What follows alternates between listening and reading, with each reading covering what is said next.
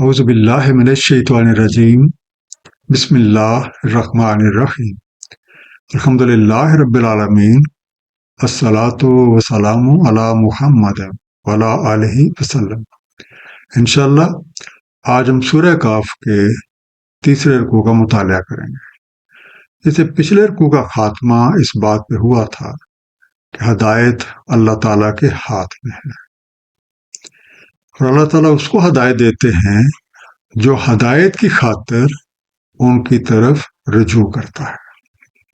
اصحاب کہف نے جب کفر اور شرک کی راہ کو چھوڑ کر حق کو اختیار کر لیا اور رب کریم سے رحمت کے طلبگار ہوئے تو اللہ تعالیٰ کی رحمت نے انہیں اپنے دامن میں سمیٹ لیا اور ان نوجوانوں کو زمانے کی چیرہ دستیوں سے محفوظ رکھا۔ آئیے مطالعہ قرآن کا آغاز اس دعا کے ساتھ کرتے ہیں کہ اللہ تعالیٰ ہم سب کو نبی کریم صلی اللہ علیہ وآلہ وسلم کے طفیل قرآن کریم کا صحیح مفہوم عطا فرمائے۔ سورہ کاف رکوع نمبر 3 جو کہ آیات 18 سے 22 تک ہے۔ بسم اللہ الرحمن الرحیم۔ وَتَحْسَبُهُمْ أَيْقَاظًا وَهُمْ رُقُودٌ، اور تم حساب لگاتے کہ وہ بیدار ہیں اور وہ گہری نیند میں تھے۔ وَنُقَلِّبُهُمْ ذَاتَ الْيَمِينِ وَذَاتَ الشِّمَالِ، اور ہم ان کو کروٹیں دلاتے دائیں اور بائیں طرف۔ وَكَلْبُهُمْ بَاسِطٌ ذِرَاعَيْهِ بِالْوَسِيدِ، اور ان کا کتا پھیلائے ہوئے اپنے اگلے پاؤں دہانے پر۔ لَوِ اطَّلَعْتَ عَلَيْهِمْ لَوَلَّيْتَ مِنْهُمْ فِرَارًا وَلَمُلِئْتَ مِنْهُمْ رُعْبًا، اگر تم کہیں انہیں جا کر دیکھتے فرار ہو جاتے اور بھر جاتا تم میں ان کا رعب۔ پہلا انڈر لائن لفظ ہے ایک ازام، یکا سے بنا، یہ کاف زوئے، جاگتے ہوئے، چوکوں سے محتاط، اویک۔ رکود رکعت سے بنا، رے کاف دال، نیند میں سونا، یا آپ کہہ سکتے ہیں گہری نیند میں سونا، اسلیپ۔ بالوسید اسد سے بنا، الف سات دال، داخلی دروازہ یا آپ دہلیز کو بھی کہہ سکتے ہیں۔ فرارن فرار سے بنا، فے رے رے، پناہ کی تلاش میں نکل بھاگنا یا کسی خطرے سے بچنے کے لیے وہاں سے نکل جانا۔ عیسائی روایات کے مطابق جب کیسر روم کو یہ خبر ملی کہ وہ نوجوان فرار ہو کر ایک غار کے اندر چھپے ہوئے ہیں تو اس نے حکم دیا کہ اس غار کے سامنے ایک دیوار تعمیر کر دی جائے تاکہ وہ اندر ہی دم گھٹ کر مر جائے اور یہ غار ان کی قبر بن جائے، یہی ان کی سزا ہے۔ غار کی پناہ گزین بحکم ربی سوتے رہے، وقتاً فوقتاً ان کی کروٹ بھی بدلتی رہی، جس کی وجہ سے اگر کوئی شخص غار کے اندر جھانک کر دیکھتا تو وہ یہ سمجھتا کہ وہ جاگ رہے ہیں۔ کچھ عرصے بعد وہ بادشاہ مر گیا، سلطنتیں تبدیل ہوتی رہیں، یہاں تک کہ ایک نیک دل بادشاہ فرما روا ہوا، اس کا نام بیدروس تھا۔ ملک میں جب حیات و ممات کے فلسفے پہ مختلف فرقے بن گئے تو بعض لوگ مرنے کے بعد جی اٹھنے کے منکر ہو گئے۔ بادشاہ بہت فکر مند تھا اور چاہتا تھا کہ لوگوں کے دلوں میں مرنے کے بعد جی اٹھنے کا یقین پیدا ہو جائے۔ اس نے اللہ تعالیٰ کی بارگاہ میں دعا کی، یا رب کوئی ایسی نشانی ظاہر فرما دیں جس سے تیری مخلوق کے بعد مرنے کے بعد جی اٹھنے کا اور قیامت کے آنے کا یقین ہو جائے۔ اس دوران میں ایک شخص اپنی بکریوں کے لیے آرام کی جگہ حاصل کرنے کی خاطر اس غار کی طرف آیا اور اس نے کچھ لوگوں کے ساتھ مل کے وہ دیوار گرا دی۔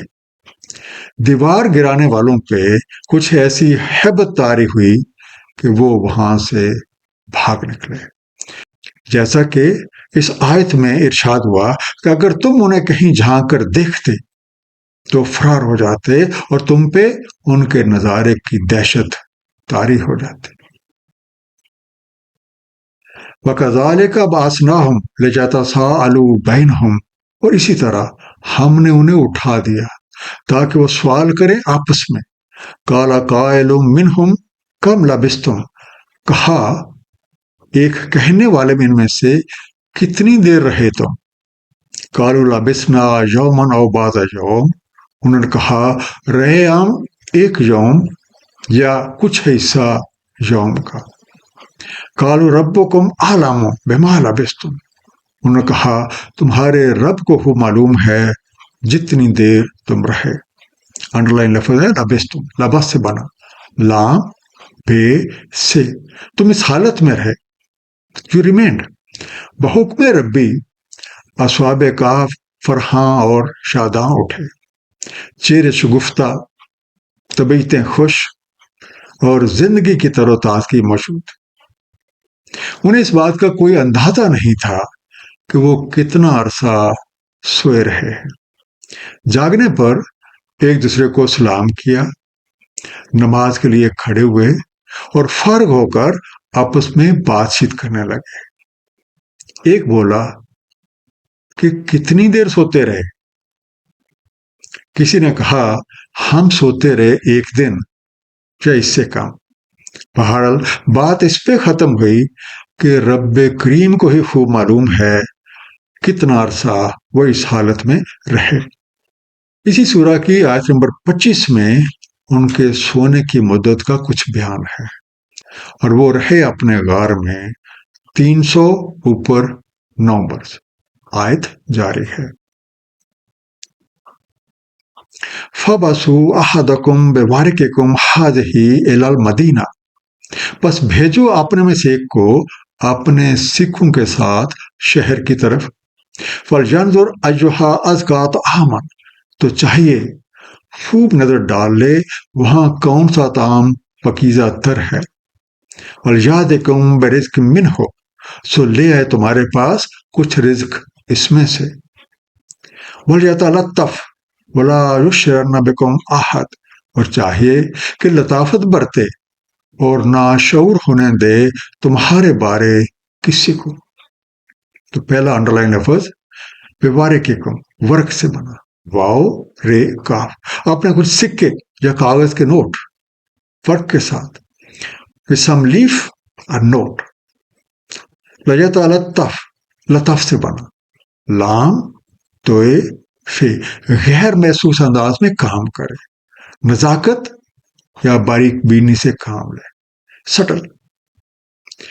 اس کے بعد اصحاب کہف نے اپنے ایک ساتھی کو چند سکے دے کر کھانا لینے کے لیے شہر بھیجا، اسے تاکید کی کہ وہ ہر ممکن احتیاط سے کام لے اور کوئی بھی ایسا کام نہ کرے جس کی وجہ سے لوگوں کی توجہ اس کی طرف مبذول ہو جائے، کیونکہ اس صورت میں لوگ تمہیں پہچان لیں گے۔ انہم ان یظہروا علیکم یرجموکم، بے شک اگر ان پہ ظاہر ہو گیا تمہارے بارے رجم کر دیں گے تمہیں۔ او یعیدوکم فی ملتہم ولن تفلحوا اذا ابدا، یا لوٹا لیں گے تمہیں اپنی ملت میں اور ہرگز نہ فلاح پا سکو گے تم کبھی بھی۔ انڈر لائن لفظ ہے ملتہم، ملل سے بنا، میم لام لام، اپنی فکری اور عملی طرز یا اپنے مسلک پہ کار باندھ، there school of thought and action. اصحاب کہف کو یہ خوف تھا کہ اگر لوگوں کو ان کی موجودگی کا پتہ چل گیا تو وہ پکڑ لیں گے اور یا تو سنسار کر دیں گے یا انہیں مجبور کر دیں گے کہ وہ ان کا ہی مسلک اختیار کرے۔ ایسا ہونے کی صورت میں تمام محنت ضائع ہو جائے گی اور کامیابی کا منہ دیکھنا بھی نصیب نہ ہوگا۔ وَكَذَلِكَ أَثَرْنَا عَلَيْهِمْ، اور اس طرح ہم نے بات کھول دی ان کے بارے، لِيَعْلَمُوا أَنَّ وَعْدَ اللَّهِ حَقٌّ، وَالنَّسَاءَ لَا رَيْبَ فِيهَا، تاکہ انہیں معلوم ہو جائے کہ اللہ تعالیٰ کا وعدہ ایک حقیقت ہے اور یہ کہ ساتھ میں کچھ عدم یقینی نہیں۔ اِذْ يَتَنَازَعُونَ بَيْنَهُمْ أَمْرَهُمْ وَقَالُوا ابْنُوا عَلَيْهِمْ بُنْيَانًا، جب وہ تنازع کر رہے تھے باہم ان کے معاملے میں، سو وہ بولے بنا دو ان پہ ایک عمارت، ربہم اعلم بہم، ان کے رب کو خوب معلوم ہے ان کے بارے۔ قال الذین غلبوا علی امرہم لنتخذن علیہم مسجد، کہا جن کا غلبہ تھا ان کے امور میں، ہم ضرور بنائیں گے اس پہ ایک مسجد۔ پہلا انڈر لائن لفظ ہے اثرنا، اثر سے بنا، عین سے رے، ہم نے ایک بات سے مطلع کر دیا۔ We disclosed, we made it known. سا، اس کا روٹ ہے سو، سین این واو، ایک کھڑی لمحے کی تبدیلی کا وقت، آر۔ وہ شخص جب شہر پہنچا تو یہ دیکھ کے حیران رہ گیا کہ وہاں تو دنیا ہی بدلی ہوئی ہے، سب لوگ مسیح ہو چکے ہیں اور بتوں کی پوجا کرنے والا کوئی بھی نہیں۔ ایک دکان پہ پہنچ کے اس نے روٹیاں خریدی اور دکاندار کو چاندی کا ایک سکہ دیا جس پہ کیسر ڈیسس کی تصویر تھی۔ دکاندار یہ سکہ دیکھ کے حیران رہ گیا اور پوچھا تمہیں یہ سکہ کہاں سے ملا؟ اس نے کہا یہ میرا اپنا مال ہے۔ دونوں میں تکرار ہونے لگی، لوگ جمع ہو گئے، معاملہ کوتوال شہر تک جا پہنچا۔ کوتوال نے اس نوجوان سے کہا مجھے وہ دفینہ بتاؤ جہاں سے تم نے یہ سکہ لیا ہے، یہ تو صدیوں پرانا سکہ ہے اور تم تو ابھی ایک نوجوان لڑکے ہو، ہمارے تو بڑے بوڑھوں نے بھی یہ سکہ نہیں دیکھا، یہ ضرور کوئی راز ہے۔ جب اس نوجوان نے یہ سنا کہ کیسے ڈیسس کو مرے ہوئے زمانہ گزر چکا ہے تو وہ کچھ دیر تک دم بخود رہ گیا۔ پھر اسے ہوش آیا تو اس نے کہا کہ کل ہی تو میں اور میرے ساتھی اس شہر سے بھاگ کر گئے تھے اور ایک غار میں ہم نے پناہ لی تھی تاکہ ڈیسس کے ظلم سے بچ جائیں۔ میرے ساتھی قریب کے ایک پہاڑ کی غار میں ہیں، چلو میں تمہاری ان سے ملاقات کرا دیتا ہوں۔ حکم شہر کے عمائدین اور ایک خلقت ان کے ہمراہ اس غار پہ جا پہنچے۔ ادھر اصحاب کہف اپنے ساتھی کے انتظار میں تھے۔